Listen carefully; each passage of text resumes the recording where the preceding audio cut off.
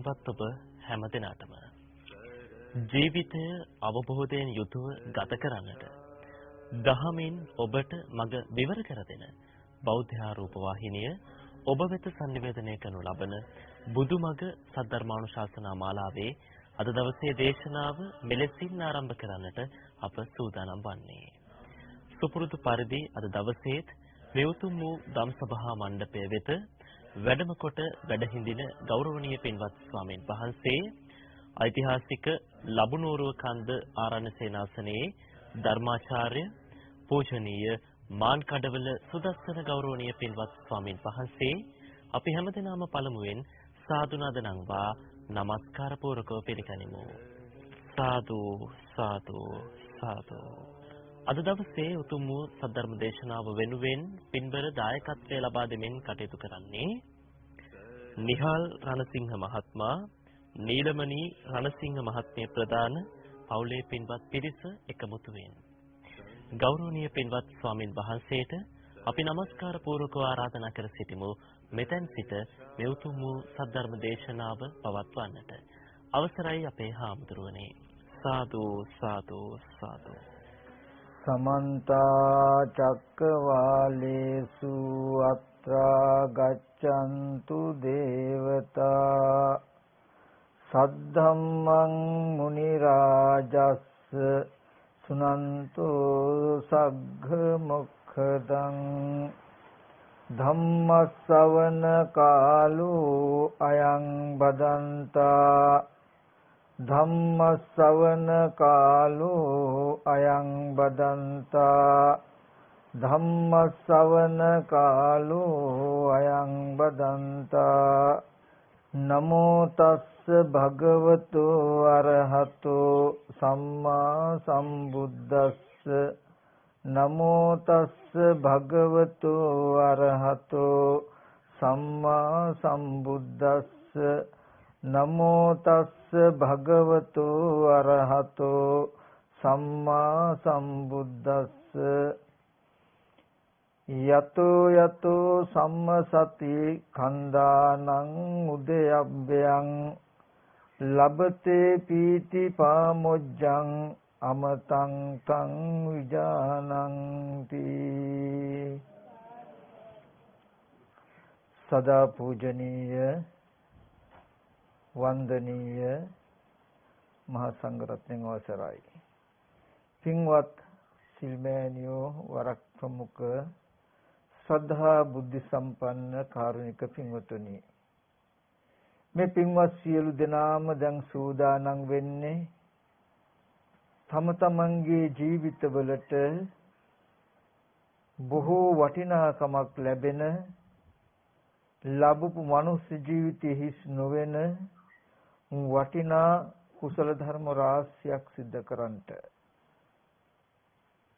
එයින් විශේෂයෙන්ම බුදුරජාණන් වහන්සේ දේශනා කළ සද්ධර්මයෙන් බිඳකු ශ්‍රවණය කරන්ටයි දැන් මේ සූදානම් වෙන්නේ.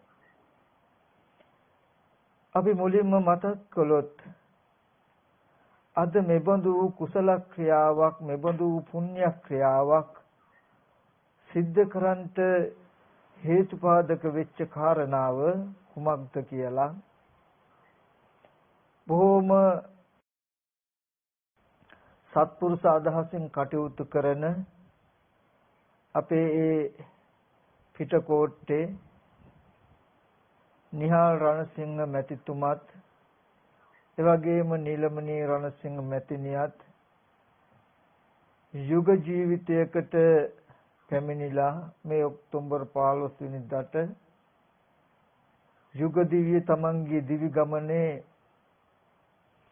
40 වෙනි සංවත්සරය වෙනුවෙන් ඒ අය කල්පනා කළා අපේ මේ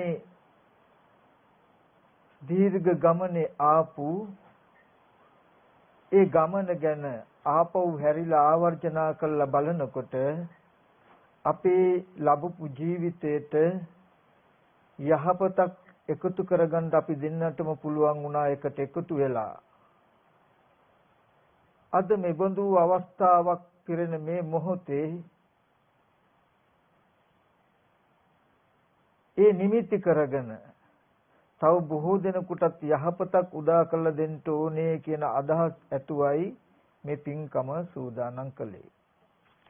එතෙන්දී මතක් කරන්නට ඕනේ අවිද්‍යා අන්ධකාරයෙන් වැහිලා නොයෙක් අකුසල කර්ම සමාදානයෙන් කටයුතු කරන ලෝකයේ තුල ජන්ම දිනයක් සමරනකොට අවාහ විවාහ මංගල උත්සවයක් සංවත්සරයක් සමරනකොට ඒ වගේම තමන්ගේ ජීවිතයේ මතක තියෙන කුමන හෝ වැදගත් අවස්ථාවන් සමරනකොට බොහෝ දෙනෙක් නොඑක් විදිහේ මතින් මත් වෙලා ඒ වගේම අහිංසක සත්වයන්ගේ ජීවිත හානි කරලා සත්වයෝ ඝාතනය කරලා බොහෝ අකුසල කර්ම සිද්ධ කළ සතුටු වෙන ලෝකයක් තුල මේ පින්වත් පිරිස තෝරගත්තා ඊ타ත්ම සත්පුරුෂ මාර්ගයක් ක්‍රමයක්. ඒ තමයි තමන්ගේ යුග ජීවිතයේ 40 වෙනි වර්ෂයේ පිරෙන මේ මොහොතේදී ඒ සනිටුහන් කරමින් ඒ වෙනුවෙන් තමන්ටත් බොහෝ කාලයක් යහපත පිණිස පවතින ඒ වගේම මේ අහිංසක ලෝකයටත් මේ දුක්සහගත සසරෙන් එතර වෙන සද්ධර්මයේ අවබෝධය ලබා දීලා ඇස් දෙක පාදලා දෙන්න ඕනේ කියන අතිශය කරුණාබර වගේම ප්‍රඥා ගෝචර අරමුණක් ප්‍රඥා ගෝචරව කටයුතු කරමින් තමයි මේ පින්කම සූදානම් කළේ සූදානම් කරගත්තේ. ඒකම ඒගොල්ලෝ ඒ පින්වත් පිරිස තවත් බොහොම වටිනා කෘතෝපකාර ගුණයකුත් සිද්ධ කරන්ට කටයුතු කළා. ඒ තමයි මේ ධර්ම දේශනා කරන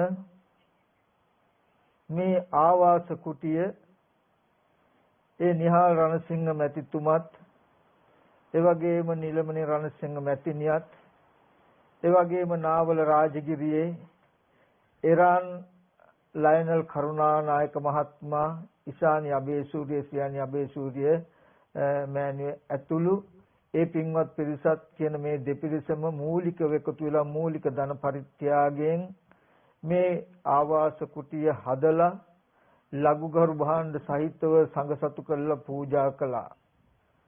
ඉතින් මේ පින්වුතුන් කල්පනා කළා තමන්ගේ ජීවිතයට බොහෝ වටිනාකමක් ලැබෙන සසර බොහෝ කාලයක් තමන්ට නිවන් දක්නතා ක්ලේශයකට දුගතියකට නොයන මෙබඳු මහා පින්කමක් මුදල් තිබුණට සද්ධාව තිබුණටත් කරගන්න පුළුවන් කමක් නැහැ. නමුත් ඒකට උදව් උපකාර කරන්නට ඒවා හදලා දෙන්න අයත් ඉන්න ඕනේ. ඉතින් මේ පින්වතුන්ගේ ධන පරිත්‍යාගයෙන් ධනෙ වියදම් කිරීම කළා. නමුත් මේ ගෘහ නිර්මාණ කටයුතු කිරීමට උදව් වෙච්ච ඒ මේසන් බාස් වැඩ කරපු වඩු වැඩ කරපු ඒ ජයන්ත මහත්මයා සමන්ත මහත්මයා ආදී එයාගේ පවුල් වල අයවත් ගෙන්නලා ඒ අයවත් මේ පිනට පින්කමට සම්බන්ධ කරගෙන ඒ අයටත් පින් සිද්ධ කරවලා ඒ වගේම මෙතෙන්ට පැමිණි රැස් වෙච්ච මේ පින්වත් පිරිසටත් සද්ධර්මයේ අවබෝධය ලබා දීලා ඒ විතරක් නෙමෙයි සමස්ත ලෝකවාසීන්ටම තමන්ගේ ජීවිතයේ මෙබඳු වටිනා අවස්ථාවක් සමරන මොහොතේ ඒ වෙනුවෙන් මුළු ලෝකෙටම ධම්මසකුත් ලබා දෙන්න තියෙනං මොනතරම් හොඳද කියන අදහසක් ඇතුව මේ දේශනාව බෞද්ධ නාලිකාව ඔස්සේ විකාශනයට පත් කරන්නටත් පත් කළ බොහෝ දිනකට ධම්ම අවබෝධය ලබා දෙන්නටත් මේ පින්වුතුන් කටයුතු කළා. ඉතින් මේ දේශනාව දේශනා කරන්නට මූලික වෙච්ච පසුබිම මම මතක් කළේ. ඉතින් ඒ නිහාල් රණසිංහ මහත්මයාටත් නිලමණි රණසිංහ මැතිණියටත් ආවා වූ දිව ගමනේ ඒ අතීතයේ පැත්ත හැරිලා තම තමන්ගේ ජීවිතවලට තම තමන් අතින් යම් අඩුපාඩුවක් වරදක් තිබුණා නම් මත්තට ඒව නොකරන්නටත් ඒ ගෙවුණු කාලය තුල තමන් අතින් අතහැරිච්ච මගහැරිච්ච හොඳ දෙයක් තියෙනවා නම් ඒක නැවත ගන්නටත් වඩාත් වැඩි දියුණු කර ගන්නටත් අදිස්ථාන කර ගනිමින් මේ ජීවිතයෙන් ඵල ප්‍රයෝජනයක් ගන්නට මේ බුද්ධ ශාසනයෙහි නොවන විදිහට කටයුතු කර ගන්නට බොහෝ චිරාත් කාලයක් නිරෝගීව දීර්ඝායුෂ සම්පත් විඳින්මින් කුසල් සිද්ධ කර ගන්නට මේ පින් ඒ දෙපළට හේතු වේවා කියන අදහස් ඇතුව මෙතන ඉඳලා මම මේ ධර්මානුශාසනාව පවත්වනවා. හැම දිනාටම මතක් කරනවා ඊ타මත් වුමනායි මේ දේශනාව ශ්‍රවණය කරන්ට කියලා. මම අද පැහැදිලි කරලා දෙන්න බලාපොරොත්තු වෙන කරුණු ඇත්තටම ටිකක් ගැඹුරුයි. ටිකක් නෙමෙයි ගොඩක්ම ගැඹුරුයි. ඉතින් මම පුළුවන් තරම් පැහැදිලි කරලා දෙන්න උත්සාහවත් වෙන්නම්. නමුත් අපි ගැඹුරුයි කියලා ඒ ධර්මයේ අතහරින්න නැතුව ගැඹුරු දේ වුණත් නැවත නැවත අහලා නැවත නැවත හිතලා මේක කොහොම හරි අවබෝධ කරගන්න ඕනේ කියලා උත්සාහවත් වෙන්නට ඕනේ. පින්වතුනි ගණන් හදන්න දන්නේ නැති ළමයෙකුට ගණන් හදන්න බෑ අමාරුයි කියලා චිත්‍ර අඳින්න දුන්නොත් ඒ දරුවට කවදාවත් ගණනක් හදන්න පුළුවන් වෙන්නේ නැහැ.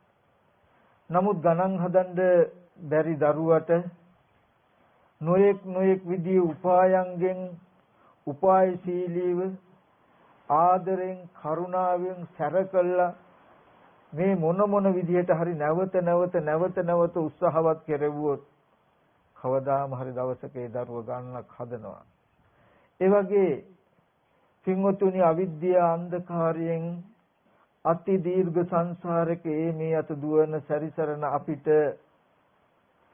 මේ දීර්ඝ සංසාරේ පුරාවටම ඇසුරු කළ නැති හින්දා ඒ ධර්මයේ අපිට නුහුරුයි.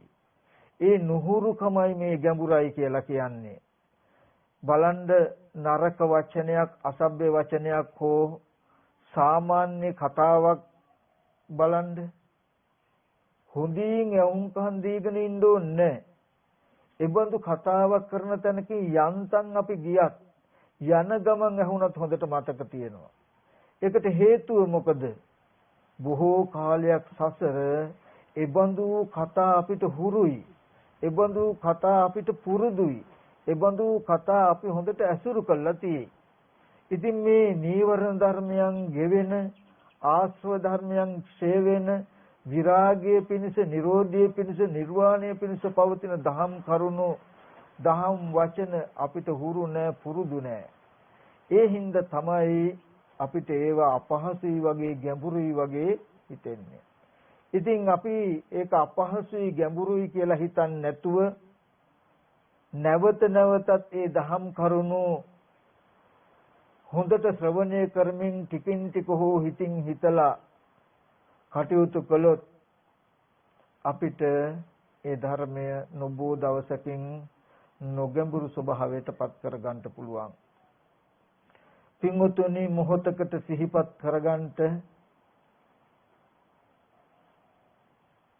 ඔබත් මමත් ගත වෙන මේ ජීවිතයේ මේ වටපිටාව පෙනෙයි. මෙතන ඉඳලා සිහිපත් කරලා බලන්ට ගොඩාක් කල්ප ගණනක් නෙවෙයි අවුරුදු 100කට එහා සවිඥානික හෝ අවිඥානික වස්තුවක් ඕගොල්ලන්ගේ මේ අස්පනා පිට අස් වටපිටාවට බලාගන්න ලේසියෙන් පහසුවෙන් තියෙයිද කියලා හොයාගන්නවත් පුළුවන් කමක් නැහැ. සංස්කාරය එච්චරටම අනිත්‍යයි. පින්වතුනි තව අවුරුදු 100ක් ඉස්සරහට නුවණින් බැලුවොත් අද ඔබටත් මටත් පෙනෙන මේ දැන් අපිට ඇත්තමයි කියලා හිතෙන මේ කිසිම සවිඥානික අවිඥානික හෝ දෙයක් තියෙයිද නෑ. සංස්කාරය මෙච්චර තුච්චයි මෙච්චර අල්පේච්චයි. ඒ අවිද්‍යා අන්ධකාරයෙන් වැහිලා තණ්හාව නැමැති සංයෝජනෙන් බැඳුණු අපිට මේ දේවල් හැමදාම තියෙනවා වගේයි අපිත් හැමදාම ඉන්නවා වගේ තේරෙන්නේ. ඒ හින්දා හැමදාම තියෙන හැමදාම ඉන්න අපි ඒ හැමදාම තියෙන දේවල් හොඳට තියාගන්න ඕනේ කියන තැනකටම ගොනු වෙලා අවිද්‍යා අන්ධකාරය ඇතුළේම කටයුතු කරනවා මිසක පෙරපසු දෙපැත්ත ටිකක් සිහි කරලා බලන්නේ නැහැ. පින්වතුනි මම මේ මතක් කළේ භවයෙන් වැහිලා තියෙන පෙර ජීවිත ගැන නෙමෙයි, භවයෙන් වැහිලා තියෙන ලබන ජීවිත ගැන නෙමෙයි, ගත වෙන මේ ජීවිතේම අවුරුදු ගණනකට ඉස්සරහට පිටිපස්සට තියලා බලනකොට මේ තියෙන නිමිති බොරු නම් ඒ අතර මැද ඇත්ත වෙලා තියෙන්න පුළුවන් කමක් නැහැ නේද කියන එක සිහිපත් කරගන්න. මේකෙන් මම මතක් කළේ මේ අතරතුර ඔබට මුළු ලෝකෙටම අධිපති චක්‍රවර්ති රජකම තිබුණත් මේ අවුරුදු 100න් පස්සේ අතහැරෙනවා නම් ඒකව විහිළුවක් මිසක ස්පර්ශ මාත්‍රයක් මිසක ස්පර්ශ මාත්‍රයකින් ඇතිවෙච්ච ආස්වාද මාත්‍රයක් මිසක යථාර්ථයක් නෙමෙයි. ඒ නිසා මුලින්ම මම මතක් කරන්නේ ලෝතර බුදුරජාණන් වහන්සේ නමක් ලෝකෙ පහළ වෙන්නේ බොහෝම දුර්ලභ කාලෙකින් පින්වතුනි. මේ ලෝකේ ගොඩාක්ම දුර්ලභයි කියලා කියනවා නම් ඒ දුර්ලභ වස්තුන් අතරින් අතිශයම දුර්ලභ පරම දුර්ලභ කියලා පෙන්නනවා මේ බුද්ධෝත්පාද කාලය. පින්වතුනි බුදුරජාණන් වහන්සේ නමක් ලෝකේ පහළ වෙලා තව බුදුරජාණන් වහන්සේ නමක් පහළ වෙනකන් කියනවා බුද්ධ තව බුදුරජාණන් වහන්සේ නමක් පහළ වෙනකන් සමහර කාලවල තියෙනවා පින්වතුනි බුදුරජාණන් වහන්සේලා නැති බුද්ධි ශූන්‍ය කල්ප ගණනෙන් අසංකේයයි. කල්පයක් කියලා කියන්නේ දවසක් භික්ෂුන් වහන්සේ නමක් අහනවා ස්වාමීනි භාග්‍යවතුන් වහන්සේ කල්පය කියලා කියනවා. කල්පය කියන්නේ මොනතරම් දිග එකක්ද? මහාන කල්පය කියන එක මෙතෙක් අවුරුදු 100යි මෙතෙක් අවුරුදු 1000යි ලක්ෂයයි කෝටියයි කෝටි ප්‍රකෝටියයි නහුතයයි කියලා මෙහෙම කියන්න පුළුවන් කමක් නැහැ. ස්වාමීනි භාග්‍යතුන් වහන්සේ ඒ සඳහා උපමාවක්වත් වෙන්න පුළුවන්ද? මහාන උපමාවක් නම් වෙන්න පුළුවන්. ඒකද සාධාරණ නැහැ. යොදුනක් දිග යොදුනක් උස යොදුනක් පළල මහ විශාල කළුගල් පර්වතයක් තියේ. මනුස්ස ලෝකෙන් අවුරුදු 100කට සැරයක් රෙදි කැල්ලකින් මේ කළුගල පිහදානවා. මෙහෙම පිහිනකොට කවදා හරි දවසක කළුගල ගෙවිලා යනවා. ඒත් කල්ප ඉවර වෙන්නේ නැහැ. මේ උපමාවෙන් කල්පය මෙච්චරයි කියලා බලන්න. යොදුනක් උස යොදුනක් දිග යොදුනක් පළල මහ විශාල ටැංකියකට අබ දාලා අවුරුදු 100කට සැරයක් මනුස්ස ලෝකේ ටැංකියෙන් එක බෑටයක් අයින් කරනවා.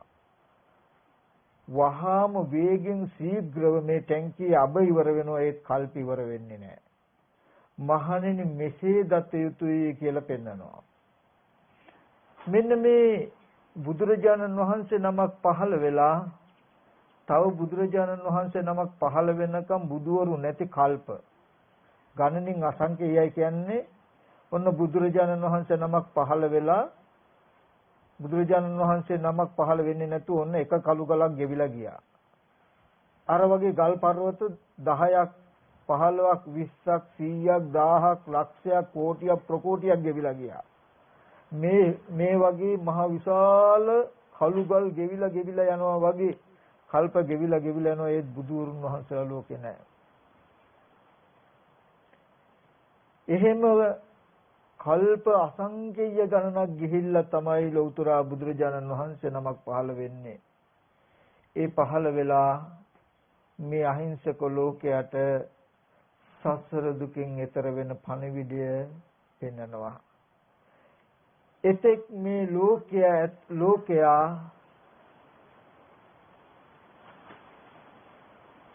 ලෝධිය හැලියක් ඇතුලේ උඩින් පියනින් වහන ලද ලෝධිය හැලියක් ඇතුලේ එයින් එළියට යන්න දොරටුවක් හොයමින් හැසිරෙනවා වගේ ජීන්න නැමැති ලෝකයේ ඇතුලේම දඟලනවා. එයින් පිට වෙන්න දොරටුවක් හොයාගන්න නැතුව.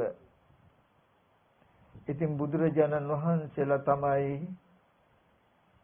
මේ ගිනි ගන්න ලෝකයෙන් එළියට යන පාර හොයලා දෙන්නේ. පින්වතුනි ඔබට මතක් කරනවා ඕනෑවට වඩා අවිද්‍යා අන්ධකාරය තුල ගිලෙන්නට එපා. පොඩ්ඩක් සිහියෙන් නුවණින් අවදියෙන් කටයුතු කරන්ට කියන එක මතක් කරනවා. මේ බුදුරජාණන් වහන්සේ පහළ වෙච්ච කාලේ සසර දුක්ගිනි නිවන සද්ධර්මය හම්බ වෙච්ච කාලේ මේ අවුරුදු 50කින් 60කින් අතහැරෙන දේ ඇත්තම වෙලා ඒක මගේම වෙලා ඒ තුල ඕනෑවට වඩා ප්‍රමාදීව කටයුතු කරන්නේ නැතුව මේ ජරා මරණ සංඛ්‍යාත සසරෙන් එතර වෙන සද්ධර්මය මොකක්ද කියනක හොයලා බලලා අවබෝධ කරගන්නට උත්සාහවත් වෙන්න වෙර වීර්ය කරන්ට කියලා මතක් කරනවා. තමන්ගේ ඇස් දෙක පාද ගන්නට කියලා මතක් කරනවා. මට මතකයි අම්මත් ඉන්නවා මෙතන පොඩි කාලේ මං හරීම කම්මැලි ඉස්කෝලේ යන්නේ. ඉතින් සමහර විටක කඩේ යන්නේ උදේට පාන් හරි මොන හරි ගේන්න මම. ඉතින් ගිහිල්ලා හිමින් තමයි එන්නේ වෙලාව යන්නේ. එතකොට එනකොට ලෑස්ති වෙන්න වෙලා නැද්ද කියනවා. නංගිලාට ඉතින් අක්කලා පාන් එහෙම කාලා ඒගොල්ලෝ ලෑස්තිලා ඉන්නවා දුවනවා. මං කියනවා ඉතින් යන්න බෑ.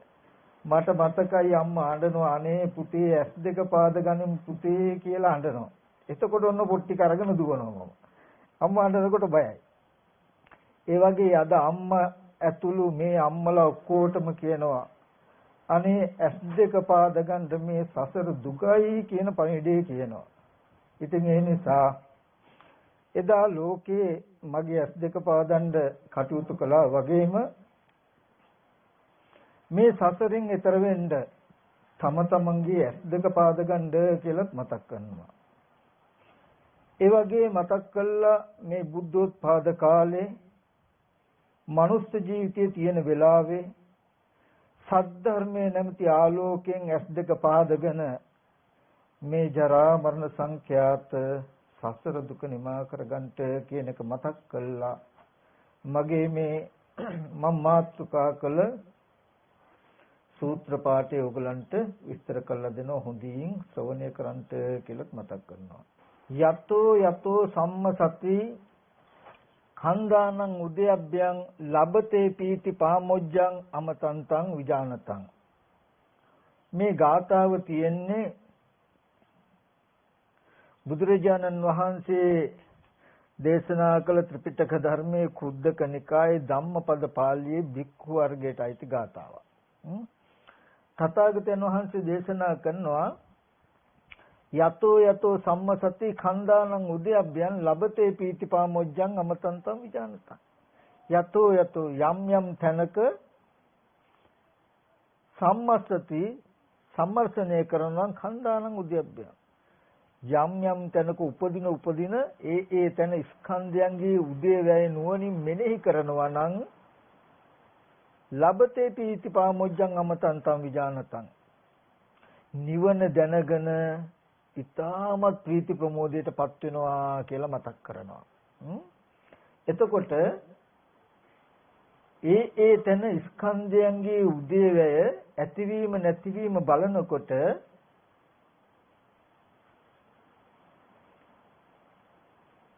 අමතන්තම් විජානතං අමෘතය දැනගන්න පුළුවන්. නිවන කියන්නේ මොකක්ද කියලා දැනගන්න පුළුවන්.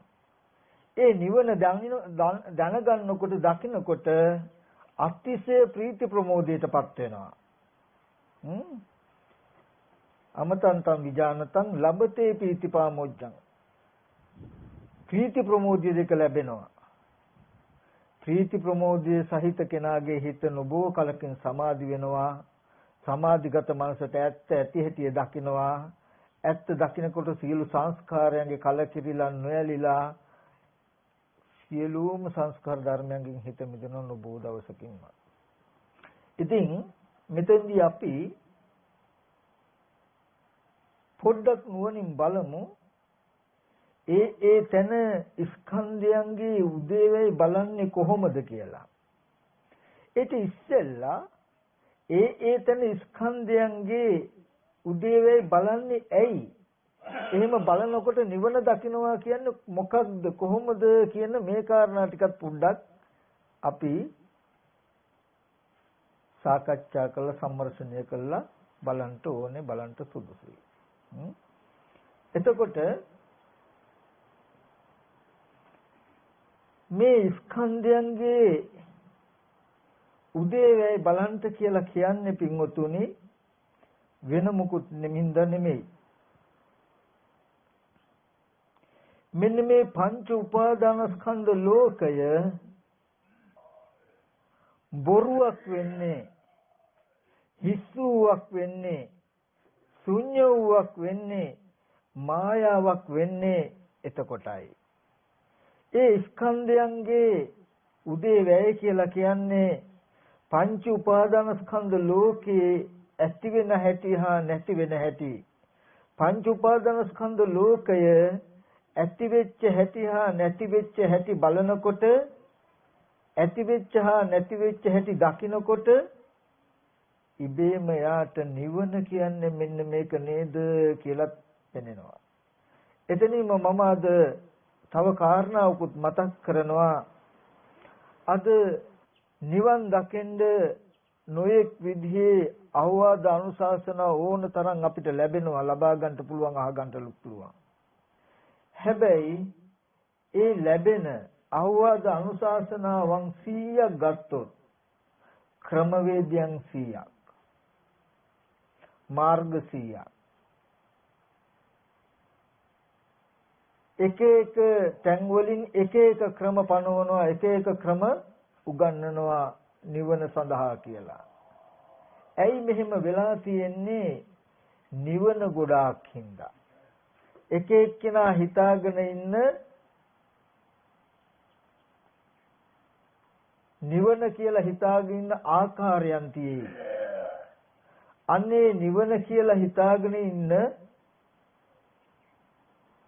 ඒ එක එක ක්‍රම වලට සාපේක්ෂවයි ඒ ප්‍රතිපදාවන්ගේ නානත්වයක් ඇති වෙලා තියෙන්නේ.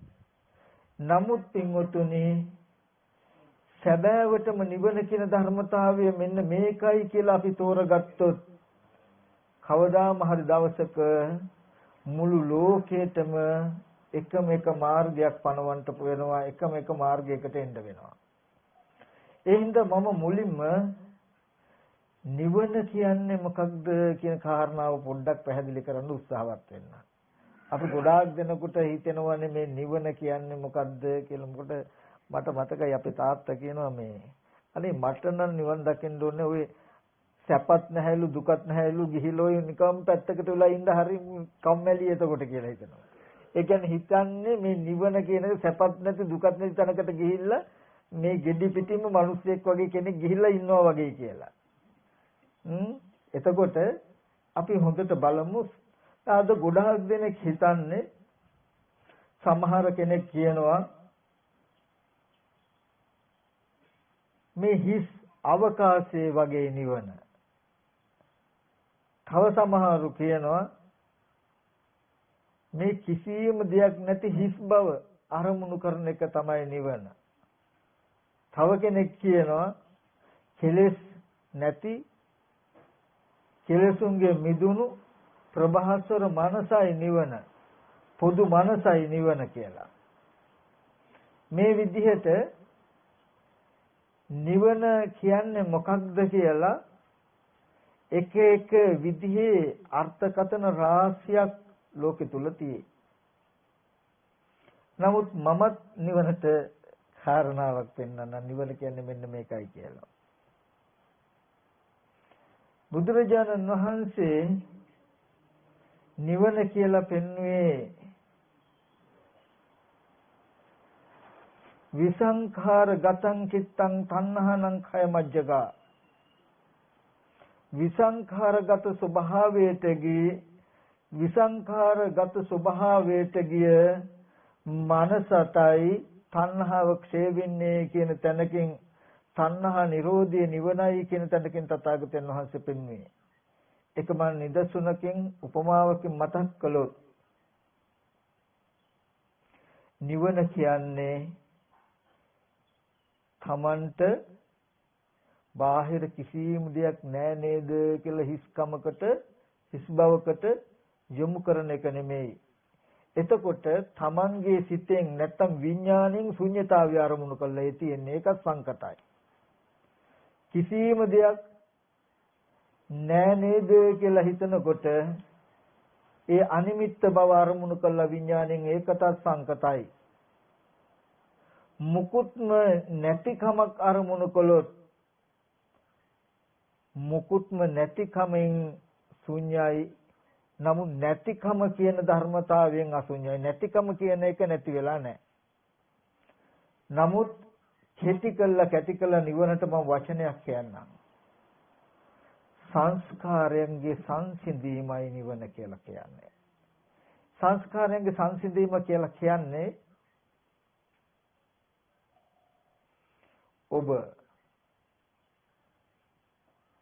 ඔබ දිහාවට යොමු වෙලා බලන්න ඔබට කොච්චරනම් හිතට හිතන්න අරමුණු තියෙයිද කියලා. තමන් ගැන තමන්ගේ අංගපසංග ඉන්ද්‍රියන්ගේ ඉඳලා බාහිර තමන් ඉන්න වටපිටාවේ ඉඳලා ගම් පළාත් නගර ලෝකයන් තුල ඉඳලා විශ්වය දක්වාම මේ දේවල් තියෙනවා කියලා මහ විශාල දැනුම් සම්භාරයක් තියෙයි. ඒ වගේම තමන්ගේ ජීවිතය මමයි කියන තැනින් පටන් අරගෙන තමන්ගේම ළඟම හිතේසි ඥාති හිතේසි අම්මා තාත්තා දුව පුතා නංගි මල්ලි කියන තැනින් පටන් අරගෙන තව බොහෝ සත්ත්ව පුද්ගල භාවයෙන් යුක්ත අය ඉන්නවා කියලා ඔබට හිතන්න පුළුවන් දැනෙන මානසික වටපිටාවක් තියෙනවා නේද? ඔන්න ඔය ටික සියල්ලම සංසිඳීමයි නිවන කියලා කියන්නේ. හොඳට මතක තබා ගන්න බාහිර ශුන්‍යතාවයක් නෙමෙයි යම් දවසක ඔබේ මනසේ අද තියෙන ඔය සියලුම නිමිති ටික නිරුද්ධ වුණොත් ඔය සංස්කාර ටික සංසිඳුනොත් ඒ සංස්කාරයන්ගේ සංසිඳීමයි නිවන කියලා කියන්නේ. හැබැයි එක දෙයක් තියෙයි. ඔබේ මනසේ ඔය විතරක ලේසියකට සංසිඳෙන්නේ නැත්තේ ඇයි? ඒවා ඔබට මනසේ ගොඩ නැගුණු සංස්කාරයන් නෙමෙයි නිසා. ඔබ තුල ගොඩ නැගුණු මනසේ විතර්කයන් නෙමෙයි නිසා. ඒව ඇත්තටම තියෙන හෝ ඉන්න අය ගැන තියෙන මතකයන් නිසායි ඔබට ඒක අතහැරෙන්නේ නැත්තේ. ඒක මතක් කළේ මම ඔබ මෙහෙම ඉන්නකොට ඔබට gedara තියෙනවා කියලා දැනුමක් තිබුණාට ඔබ ඕක සංසිඳවන්න පුළුවන් තමන්ගේ මනසේ හටගත් සංස්කාර නිමිත්තක් කියන එක හිතන්නවත් පුළුවන් කමක් අද ඔබට ඉඩ දීලා නැහැ කෙලෙස්. ඔබට හිතෙන්නේ දැන් ඉඳලා ආපු බණ අහලා යන්න තියෙන ගේ ගැනයි මට මේ දැනුම තියෙන්නේ කියලා. ඒ දැනුම නොතිබ්බොත් මට ආපහු යන්නත් බෑ. හිතපු දැනත් මතක නැහැ. යන්නේ නමන් නැති වෙනවා. එතකොට ඉඳලා ආපු යන්න තියෙන බාහිර ගේ තියෙන හිඳයි ගේ තියනවා කියන මේ දැනුම තියෙන්නේ කියන කම ඇතිතාක් ඔබේ මනසේ විතර්ක සංසිඳෙන්නේ නැහැ. ඒ වගේ මේ මුළු ලෝකෙම තව බොහෝ අය බොහෝ දේවල් ඇති බවට තමන්ගේ සිත තුළ තියෙන දැනුම් සම්භාරයක් තියෙනං හිතට සිහි කරන්න පුළුවන් විතර්ක පතයන් තියෙනං අරමුණු තියෙනං ඔවට කියනවා සංස්කාර ධර්මයෝ කියලා. මෙන්න මේ සියලුම සංස්කාර ධර්මයන්ගේ සංසිඳීමක් වුණොත් ආන් ඒකයි නිවන. ඒක තියෙන අභ්‍යන්තරේ Taman තුල. අපිට පොඩි වැඩ දෙකයි කරන්න තියෙන්නේ. වැඩ දෙකයි නෙවෙයි දෙපැත්තයි තියෙන්නේ.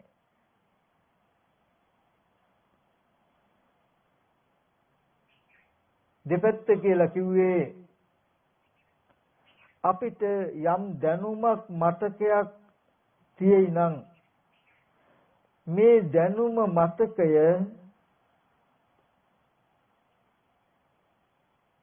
බාහිර භෞතික ලෝකෙ පැත්තට නැඹුරු සතර මහා ධාතුයේ තියෙන දේවල් පැත්තට නැඹුරු වුණොත් ඒකෙන් ලෝකෙ උපදිනවා. සතර මහා ධාතුව අවබෝධ කළා සතර මහා ධාතුව නිසා මනසේ හදාගත්ත සතර මහා ධාතුව දකින්නකොට මනස තුල සිහි කරගන්න සංස්කාර නිමිති මාත්‍රේ කොයි මේ මනස තුල පිරලා තියෙන්නේ කියන එක අවබෝධ කරගත්තොත් ඒකේ සංසිඳීමෙන්ම නිවන ලබන්න පුළුවන්. ඔබට යම් දවසක නිවන අරමුණු කරන්න පුළුවන් කියලා කියන්නේ ඔබේ මනස දිහා බලලා වෙනද තිබුණු අහවල් දේවල් තියෙනවා කියලා සවිඥානික අවිඥානික හෝ යම්තාක් නිමිති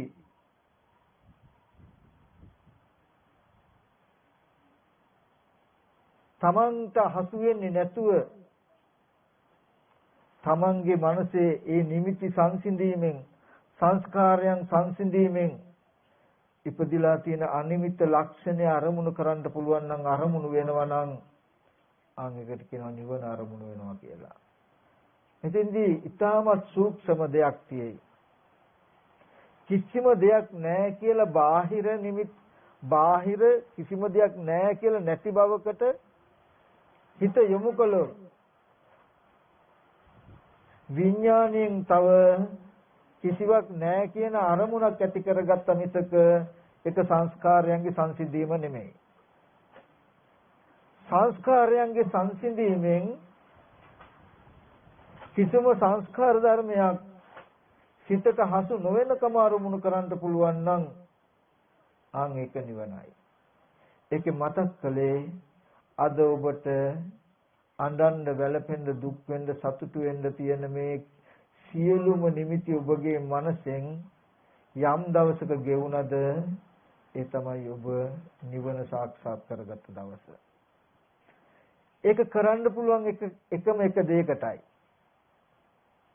ඒකේ මතක් කළේ කන්දානං උද්‍යප්පයන් ස්කන්ධයන්ගේ උදේවැය බැලීමෙන් විතරමයි සතර මහා ධාතුව මත ලෝකයේ දකින සතර මහා ධාතුව තුල ලෝකයේ පැවැත්ම හසුරුවන මේ සිතට විමුක්තිය අරගෙන දෙන්න පුළුවන් නිවීම අරගෙන දෙන්න පුළුවන් එකම ධර්මතාවය වෙන්නේ ඒ ස්කන්ධයන්ගේ උදේවැය බලනකොට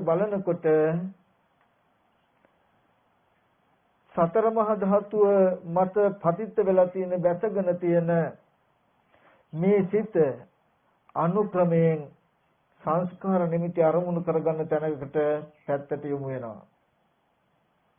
ඒක මම පැහැදිලි කරන්නම් ටිකක්. ඔයගොල්ලන්ට මෙහෙම බලනකොට මෙහෙම ඉන්නකොට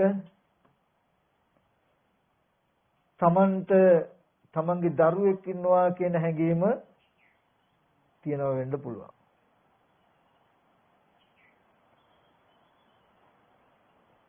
දැන් සිහි කරනකොට සිහි කරන මනසත් මනසින්ම සිහි කරගත්ත ධර්මතාවයකුත් මේ සිහි වුණා කියන එක ඔබට කවදාවත්ම හසු වෙන්නේ නැහැ. හමු වෙන්නේත් නැහැ.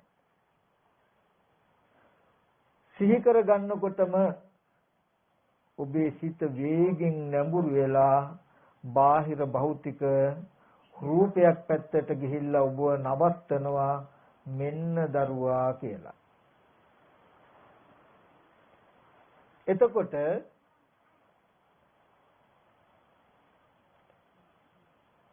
ලෝකේ කියලා කියන්නේ බාහිර භෞතික රූපකින් අපිට දරුවා ඉන්නවා කියලා හම්බ වෙන මට්ටම හම්බ වෙනවා. දැන්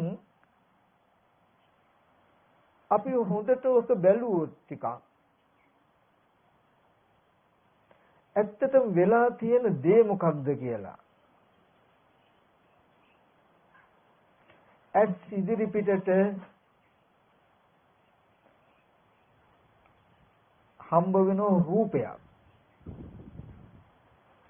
ඇස් ඉදිරි පිටට එන්නේ ඉස්සෙල්ලාම පඨවි ආපෝ තේජෝ වායෝ කියන සතර මහා ධාතු රූපයක හැඩසටහනක් තමයි අපිට පේන්නේ.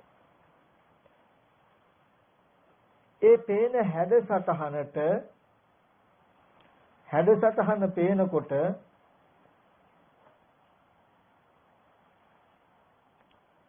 අපිට ඒ පේන හැඩසටහන ආරම්භය තණ්හාව කැමැත්ත ඇති වෙන විදිහට මේ මගේ දරුවා කියලා මට ඉන්න එකම දරුවා මේ දරුවගේ නම මෙන්න මේකයි කියලා අපි හිතනවා. ඊට පස්සේ අර පෙනුණු දෙයි පෙනුණු හැඩයට අපි හිතුවාම විඥාණයෙන් දැනගන්නවා අර හැඩේ දරුවා කියලා. ඔන්න දැන් මතකයක් තියෙයි. අපි දරුවා කියලා ඔබ හිතන තැන තමයි හිතන්න පුළුවන් මේ අවස්ථාවට කියනවා පංච උපාදාන ස්කන්ධය කියලා. දැන් ලෝකෙට පංච උපාදාන ස්කන්ධය හම්බෙන්නේ බාහිරින්. දැන් දරුවා කියලා සිහි වෙනකොට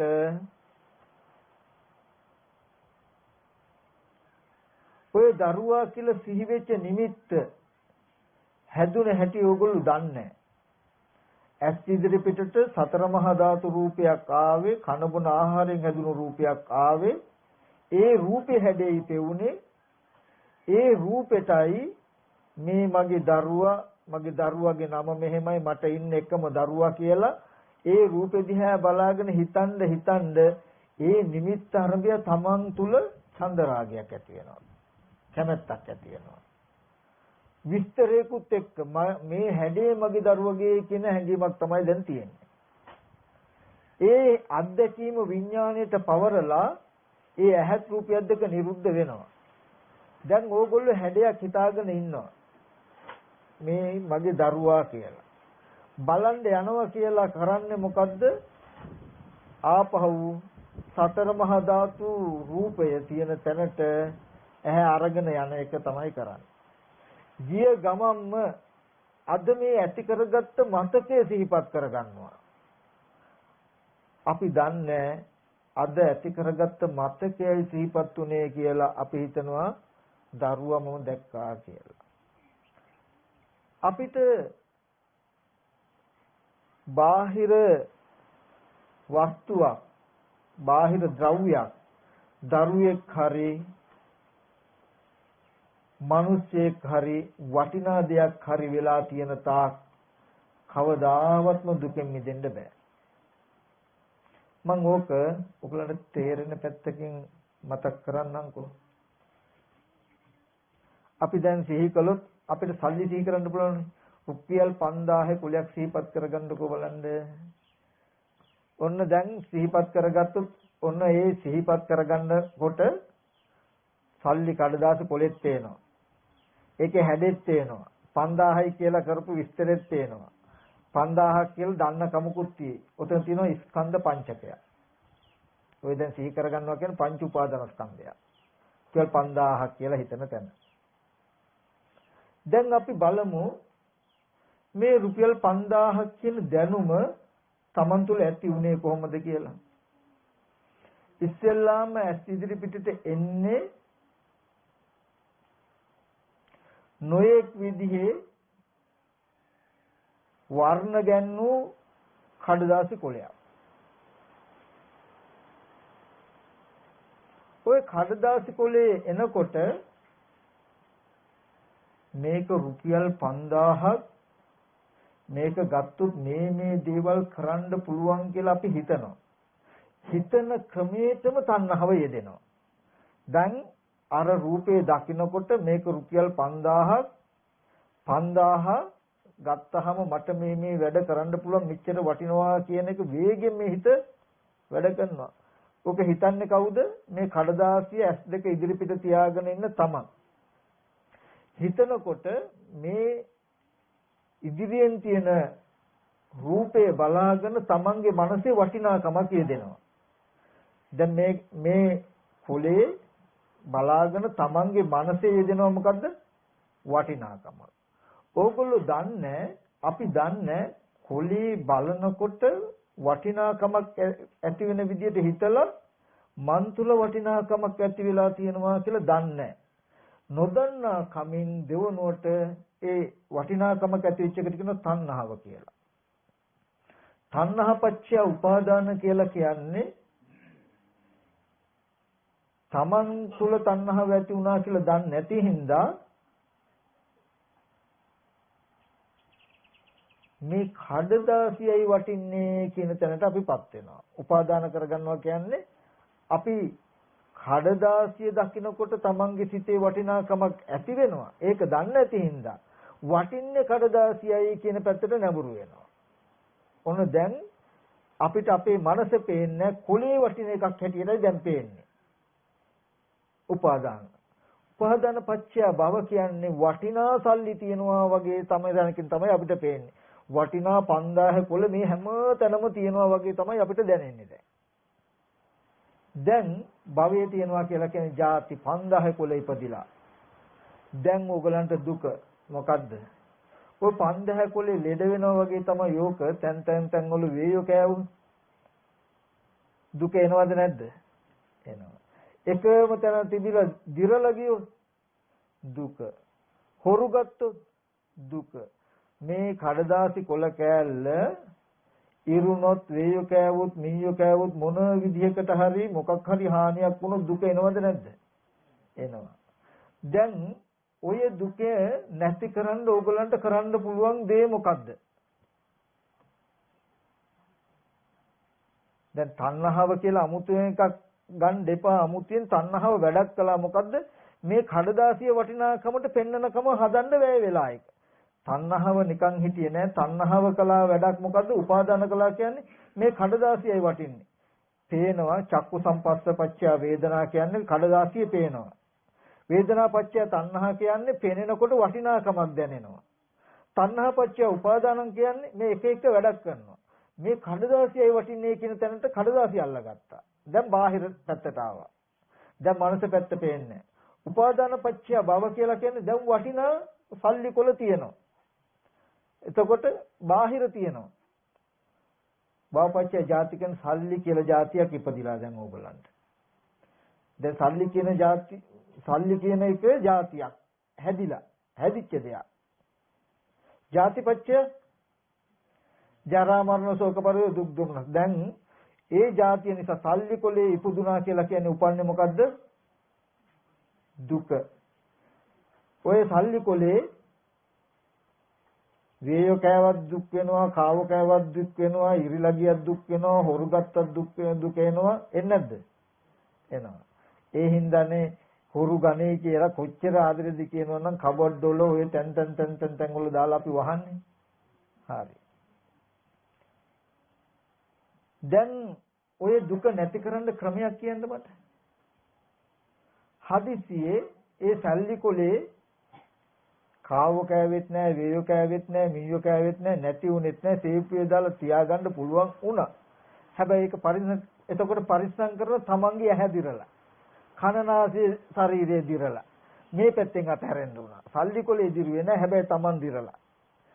ඒත් මැරෙන්න උනා වෙනවා. එතකොට දුක. දැන් මට කියන්න මේ මුදල් නෝට්ටුව තියාගත්තත් දුක නැති වුණත් දුක. එතකොට මේ දුකෙන් මිදෙන්න මගක් කියන්න මට. ක්‍රමයක් තියෙද? ක්‍රමයක් නැහැ. තණ්හාව නැති කරන්න ඕනේ කිව්වට බෑ. දැන් තණ්හාව කියලා එකක් දකින්න එපා. එයා වැඩක් කළා ඒ තණ්හාව තමයි වටිනා වස්තුවක් හදලා තියෙන්නේ. ඕගොල්ලෝ තණ්හා නැති කරනොත් මේ වස්තුව නැති වෙනවා කියන තැනකට එන්න ඕනේ මිසක වටිනා වස්තුවකට තණ්හා කරනවා කියන තැනකට අපිපත් වෙලා තියෙන්නේ. ඒක මේ වෙන රවුමක් ගිහිල්ලා. වෙන රවුමක් කියලා කියන්නේ මම කියන්නේ දැන් අපි හිතන්නේ අනේ මම ඒකම මම තව අර්ථකින් කියන්නම්. අනේ මම ලෙඩ වෙනවා කියලා අපි අඬනවානේ. නමුත් ඒක නෙමෙයි ඇත්ත. මොකද්ද?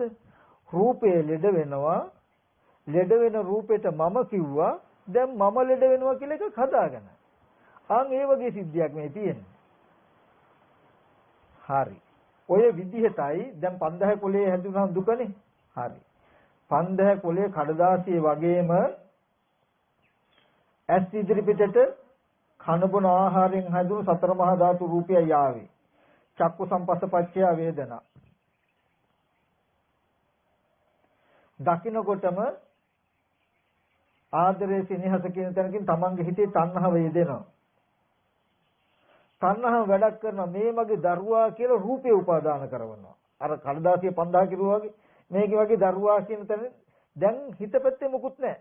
තියාගන්න එපා තණ්හාව වැඩක් අරගෙන දැන් අභ්‍යන්තරේ තණ්හාව නැති කරන්න දෙයක් ඉතුරු කළා නෑ. එයා රූපෙට යොමු කරලා තියෙන එක. දැන් රූපේ පෙනේ මොකද්ද? මගේ දරුවා මට ගොඩාක් වටිනවා කියන තැනකින්.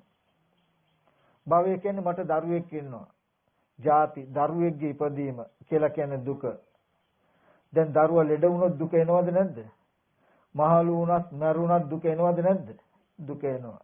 දරුවා ලෙඩ වෙන්නේ මහලු වෙන්නේ මරුණේ නැහැ. හැබැයි දරුවේදී තමන් මැරෙන්න උණු දුක. දැන් මට කියන්න මේ දුකෙන් මිදෙන්න ක්‍රමය කිසිම තැනක දුකෙන් ඈතර ක්‍රමයක් නැහැ. දරුවා ඉන්නකම් කන්න දෙන්න ඕනේ, බොන්න දෙන්න ඕනේ, නාවන්න, අන්දවන්න, පලන්දවන්න, ආහාර පාන දෙන්න, යුතුයකම් වගකීම් කරනවා කියලා ඕකත් ඉතින් ඕවත් දුක. නමුත් දුක හැටියට තේරෙන්නේ තණ්හාව වෙච්චයට බලයි. හරි. හදිසියේ මරුණොත් යන්තම් දුකෙන් නිදහස් වුණා කියලා සතුටක් එයිද? නෑ. දුක උපන්නට පස්සේ දුක තිබුණත් දුක නැති වුණොත් ඒකටත් වඩා දුක. දුක නැතිවීමත් දුක මිසක ලෝකෙට ඒක සැපක් වෙන්නේ නැහැ. දරුවා නැති වුණා කියලා දුක් විඳිනවා මිසක දුක කියන එකේ තියෙන නරකම, කටුකම, කූරම දේ තමයි තිබුණත් දුක නැති වුණත් දුක නැති වෙනව නෙවෙයි, නැති වුණත් දුක. ඒකයි තියෙන ප්‍රශ්නේ. දැන් දරුවෙක් ඉන්නවනම් දරුවා ඉන්නකම් ඕගලන්ට වෙහෙස මහන්සියලා කටයුතු කරන්න වෙන එක දුකක් නෙමෙයි දියම් මට්ටමක හරි. දුකක්. හොඳයි දැරිලා අකාලේ හරි මොන විදිහට දරුවෝ මරනොත් යන්තම් දුකෙන් නිදහස් වුණා කියලා සතුටක් එනවද? නෑ. නැතිවීම ඊට වඩා දුකක්. එහෙනම් දුක තිබුණත් දුක නැති වුණත් දුක. මුදල් කොලේ තියනකොට මිරිස් මුට්ටිය දාලා හංගන්න ඕනේ, ඉදිරි අතුරු දාලා හංගන්න ඕනේ, කොතන කරේ හංග තියෙන එක සැපද දුකද? දුකයි. බය කොයි විලේ හුරු ගනීද දන්නේ. ගෙට ඉබ්බෝ දාන්න ඕනේ, යතුරු දාන්න ඕනේ, ගේට්ටුවත් යතුරු දාන්න ඕනේ, බල්ලොත් තව රැකවරණයට තියන්න ඕනේ. ඇයි නැති වුණොත් ඉතින් ඒ ආරක්ෂා කිරීම දුකක් ලෝකේ. හරි. 5000 දරලා නැති වුණොත් අම්මෝ යන්තම් දුකෙන් නිදහස් වුණා කියලා හිතනවද? නෑ දුක. තිබුණත් දුක නැති වුණත් දුක. ලෝකේ දුකටපත් වුණාට පස්සේ දුකෙන් නිදහස් වෙන්න තැනක් ඇත්තේම නෑ. ඔන්න ඔය විදිහට බාහිර භෞතික සතර මහා ධාතුව තුල වටිනා කියන වස්තු නිර්මාණය කරගෙන පුද්ගලය නිර්මාණය කරගෙන දුක නිර්මාණය කරගෙන ඉන්න පැවැත්මට කියන ලෝකේ කියලා. උතනින් එහාට යන්න කිසිම කෙනෙකුට ඉඩක් නැහැ. වෙන අමුතු එකක් හිතන්න එපා. බුදුරජාණන් වහන්සේගේ මහා කරුණාව කියන්නේ ඔයගොල්ලෝ දුකෙන් එතර වෙන්න තියෙන්නේ මෙච්චරමයි කියන එක මතක තියාගන්න. ඒ කියන්නේ කෙටියෙන් ගත්තොත් කඩදාසිය රුපියල් 5000ක් තියනවා කියන දැක්මට පත්වෙච්ච එකටයි ලෝකේ කියන්නේ එයාට දුකෙන් එතර වෙන්න තැනක් ඇත්තේම නෑමයි. කවදාවත් හීනකින්වත් නෑ එතර වෙන්න තැන. බුදුරජාණන් වහන්සේ ලෝකේ පහළ වෙලා දුකෙන් එතර කරවනවා.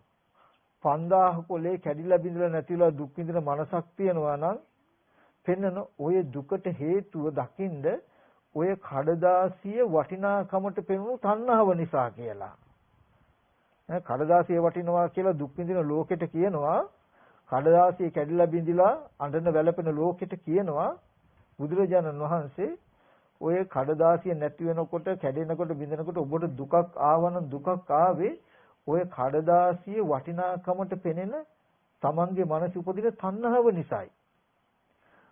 ඔය තණ්හාව කඩදාසිය දකිනකොට තමන්ගේ මනසේ වටිනාකම පෙනෙන වටිනාකම දැනෙන තණ්හාව නැති කරගත්තොත් ඔය කඩදාසිය කැඩුනට බිඳුනට දුක එන්නේ නැහැ. ඒ හින්දා මේ ආර්ය අෂ්ටාංග වල සීලයක පිළිලා හිත සමාධි කළා මේ කඩදාසිය ඇත්ත බලන්න නැත්නම් මේ තණ්හාව කඩදාසිය දකිනොත් තමන්ගේ මනසේ තණ්හාව නොදෙන්න තැනට ගන්න මනස. බලන්න වෙන කිසි තැනක කිසි කෙනෙක් දුකෙන් ඈතර වෙන්න පෙන්නනවාද කියන්නේ. වෙන ක්‍රමයක් නැහැ. චතුරාර්ය සත්‍ය කියනකොට මහා පය ගහලා ගැඹුරු එකක් කියලා හිතන්න එපා. මේ කෝප්පේ ගොඩාක් වටිනවා රත්තරන් කියලා හිතාගෙන ඉන්න මට කෝප්පේ කැඩුනත් දුක, බින්දත් දුක, හොරු ගත්තත් දුක. මට මේ දුක නැති කරන්න ක්‍රමයක් ඇත්තේම නැහැ. මේ ජීවිතේ නෙමෙයි අනන්ත සංසාරේ කවදාවත්ම බෑ. යන්න තැනක් ඇත්තෙම නැහැ.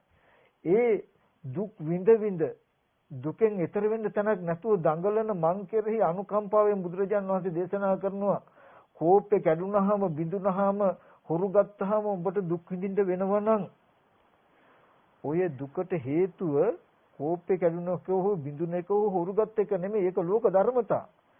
එහෙම වෙන්න පුළුවන් කෝප්පේ ගැන වටිනාකම කුඹේ මනසේ යෙදුන එක. කෝප්පේ ඒ හින්දා ඔය කෝප්පේ දකිනකොට මනසේ වටිනාකම යෙදෙන එක නවත්ත ගන්න. ඒකට මෙන්න පාර කියලා පෙන්වනවා. අනේ ඊට පස්සේ මට මේක කැඩුනත් එකයි බිඳුනත් එකයි හොරු ගත්තත් එකයි මට ගානක් නැහැ. එහෙම මේ බුදුරජාණන් වහන්සේ දුකට හේතුව තණ්හාව නැති වෙන දුක නැති වෙනවා කියලා කියන්නේ මේ වස්තුවම වටිනවා කියන තැනින් ගලවන්න. ඒ හොඳට මතක තබා ගන්න දුකට හේතුව තණ්හාව කියන වචනේ කියන්නේ වෙන මුකුත් නෙමෙයි. මේ දරුවමයි මේ රුපියල් 5000ක්මයි මේ වස්තුවම වටිනවා කියන තැනින් මනස ගලවන්න. තණ්හාව නැති කෙරුවොත් දුක නැති වෙනවා කියන එක පෙන්වන්නේ. මනසේ මේ ගතිය නැති වෙච්ච දවසටයි භෞතික ලෝකේ කරනවම දුක නැතු වෙන්න පුළුවන් කියන එක පෙන්වන්නේ. ඉතින් ඒක අපි තේරුම් ගන්න අපි ওই වචන කිය තවත් අර විදිහටම කටයුතු කරනවා. ඇත්තටම ගොඩාක් ඕනේ සම්මා දිට්ඨි කියලා කියන්නේ. එයා වෙන මුකුත් මොන්නේ මුළු ලෝකයක්ම දුක් විඳිනකොට එයා ටග්ගල දන්නව දුක ආපු හැටි. ඒ කියන්නේ කෙනෙක් රත්තරන් බඩු ටික හොරු අරගෙන නැති වෙනා අඬනකොට වැළපෙනකොට එයා දන්නවා ටක් ගාලා මොකද මේ දුකට හේතුව තණ්හාව කියලා. දුකට හේතුව තණ්හාව කියනකොට නිකන් නෙමෙයි ඒ කියන්නේ. මොකද්ද? රත්තරන් ටික වටිනා රත්තරන් නැති වෙච්ච කමට අර අඬන්නේ නෑ. ඒ රත්තරන් වටිනවා කියන එක හිතේ දෙන්නේ කියලා නොදැක්ක එකයි මේකේ තියෙන දෝෂේ. ඒ හින්දා යාට ප්‍රතිපදාවක් හම්බුන්නේ නැත්තේ. අර විදිහට භෞතික වස්තුවයි වටින්නේ කියනකොට තියෙන දෝෂේ මොකද්ද කියන එක දන්නවද? ඒ දුක ඇති කරන හේතුව තණ්හාව ගෙවා ගන්න මගක් හම්බ වෙන්නේ. කඩදාසියෙම වටින්නේ කියලා දැක්කහම වෙන්නේ මොකද්ද? දුක ගෙවා ගන්න මගක් හම්බ වෙන්නේ. කඩදාසිය නැති වෙනකොට දුක ආවේ කඩදාසිය වටිනවා කියන එක මගේ මනසේ යෙදුනේ හින්දායි. මනසේ යෙදෙන වටිනාකම නැති කරගත්තොත් දුක නැති කර හැකි. එතකොට මගක් තියෙනවද නැද්ද? තියෙනවා. මගක් හම්බ වෙනවා. හොඳට මතක තබා ගන්න චතුරාර්ය සත්‍ය අවබෝධ වුණොත් විතරයි ආර්ය අෂ්ටාංග මාර්ගයේ උපදින්න කියන කාරණාව කියන්නේ ඒකට. මේ කාරණාවල් ගොඩාක් ගැඹුර නැහැ. නැත්තම් මේ අපි වෙනද කතා කරන තැනකම කෝපෙම වටිනවා වගේ තැනක ඉඳගෙන චතුරාර්ය සත්‍ය කියලා ආර්ය අෂ්ටාංග මාර්ගයක් නැහැ.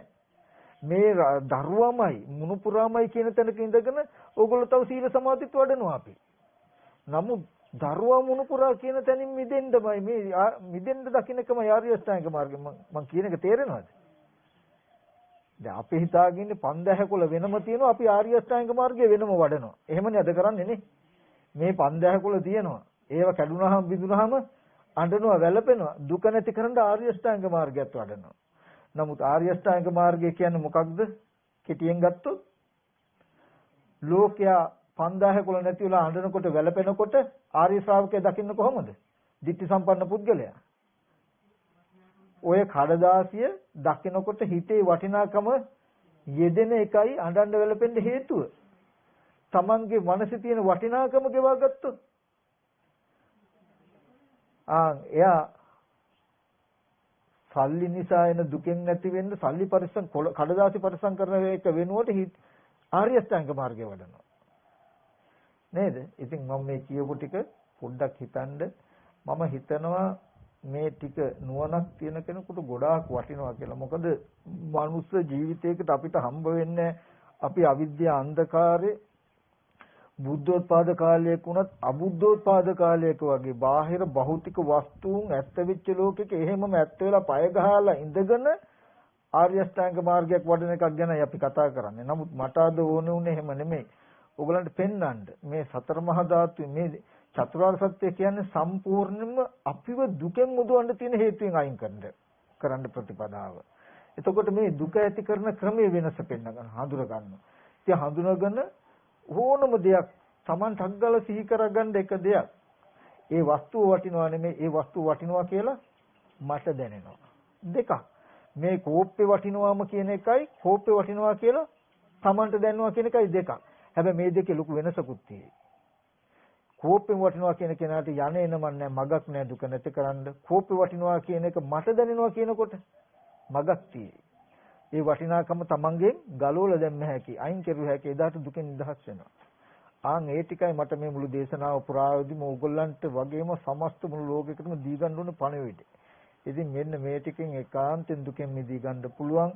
මේ දේශනාව ඇසුරු කරගෙන මේ ජීවිතයේදීම තමන්ගේ නිවීම හදාගන්න අම්මා මට පොඩි කාලේ කිව්වා වගේ දැනුත් මම මතක් කරනවා කොහොම හරි S2 පාද ගන්න කියලා. අම්මට වගේ මේ ඉන්න අම්මලා තාත්තලා ඔක්කොට මතක් කරනවා S2 පාද ගන්න කියලා. මම නම් කොහොම හරි දක්ෂ වුණා S2 පාද ගන්න. ඔයගොල්ලොත් කොහොම හරි S2 පාද ගන්න කියලා මතක් කරනවා. ඒ සඳහා අවිද්‍යාව නැමැති අන්ධකාරය දුරු කළා විද්‍යාව නැමැති ආලෝකය උපදවාගෙන S2 පාද ගන්න මේ දේශනාව හේතුපුනිස්සියම වේවා කියලා.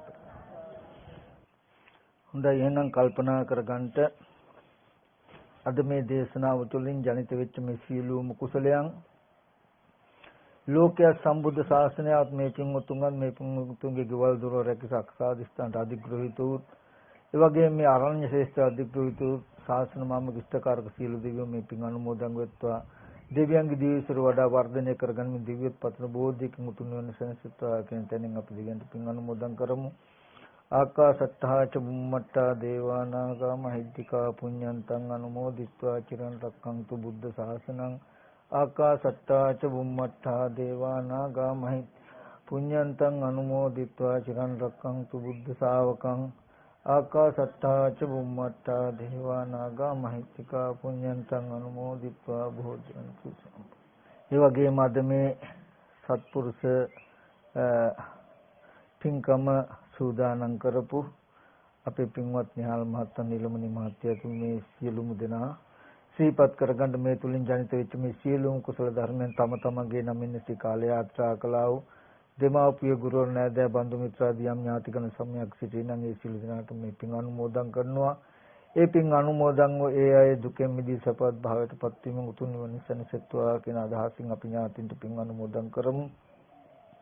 ඉදම්මේ ඥාතිනං හෝතු සුඛිතා හොන්තු ඥාතයෝ ඉදම්මේ ඥාතිනං හෝතු සුඛිතා හොන්තු ඥාතයෝ ඉදම්මේ ඥාතිනං හෝතු සුඛිතා හොන්තු ඥාතයෝ. ඒ වගේම තමන්ගේ ජීවිත ගමනේ ඒ යුග දිවියට 40 වර්ෂයක් පිරෙන අවස්ථාවේ ඒ නිහාල් රණසිංහ මහත්මයා නිලමණී රණසිංහ මහත්මිය ඒ දෙපළට අපි විශේෂයෙන් ආශිර්වාද කරනවා. ජීවිතයේ ඉදිරි ගමන මේ වගේම බොහෝම සහයෝගයෙන් සතුටින් කටයුතු කළා.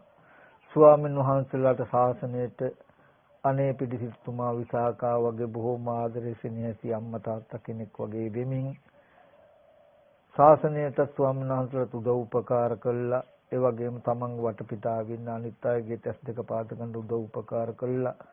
තමන්ගේ මේ ජීවිතය සාර්ථක කරගන්නට සද්ධර්මයේ ආලෝකය ලබා ගන්නට හැමදෙනා ඒ දෙන්නට හැකියාව ලැබේවා. ඒ සඳහා නිදුක් නිරෝගී සුවපත් භාවයේ චිරජීවනීය ඇති වෙලා බොහෝ කාලයක් යහපත් ලෝකෙට සේවයක් කරමින් ලෝකයේ ජීවත් වෙන්න ආශිර්වාදයක් වේවා කියලා ඒ දෙන්නමට ආශිර්වාද කරන ගමන් ඒ දෙනමට නොඑක ආකාරයෙන් මේ පින් කුසල් සිද්ධ කරගන්න උදව් උපකාර කළ ඒ අපේ ඉරාන් ලයනල් කරුණානායක මහත්මයා ඉශානි අබේසූරිය මෙතිණිය ඒ වගේම ශ්‍රියානි අබේසූරිය මෑණිය ඇතුළු මේ පින්කමට මුලින් සම්බන්ධ වෙච්ච ඒ පින්වත් අයත් ඒ වගේම මේ කුටි හදන්න අපේ මේ දොස්තරනෝලට උදව් වෙච්ච අපේ ජයන්ත බාසුන්නේ සමන්ත බාසුන්නේ ඇතුළු ඒ පවුල් වල සියලුම දෙනාටත් ඒ වගේම මෙතෙන්දින් නොකියුවත් මම දන්නවා අර මාලිනී නෝනා හැම අනුරාධපුරයේ ඉන්න කාලේ මේ ගේ හදන්න මුළු ගෙදරම දීලා මේගොල්ලන්ට බොහෝ උපකාර කළා ඒ නෝනා වගේ තව බොහෝ අය අතහිත දීලා උදව් උපකාර කළා. මම නම් වශයෙන් කියන්න නොදන්නා වුණාට ඒ සියලු දෙනාටත් මේ පින්වත් සියලුම දෙනාටත් අද මේ පින්කම නැවත වරක් සමරන මොහොතේදී මේ තුලින් ජනිත වෙච්ච සියලුම කුසල් මේ සියලු දෙනාටම එකසේ පිහිටීමෙන් සියලු දෙනාටම නිදුක් නිරෝගී සුවපත් භාවයේ චිරජීවනයත් වෙත්වා. මේ සියලු කුසල් මේ සෑම දිනකටම උතුම් නිවන් පිණිස පාරමිතාවක් වේවා කියලා ආශිර්වාද කරනවා. අභිවාදන සීලිස නිච්ඡං වද්දාපචායනෝ චත්තාරෝ ධම්මා වඩ්ඩಂತಿ ආයුවන්නෝ සුඛං බලං ආයුරාෝග්‍ය සම්පatti සග්ග සම්පatti මේ චතෝ නිබ්බාන සම්පatti මිනාති සමිච්ඡති.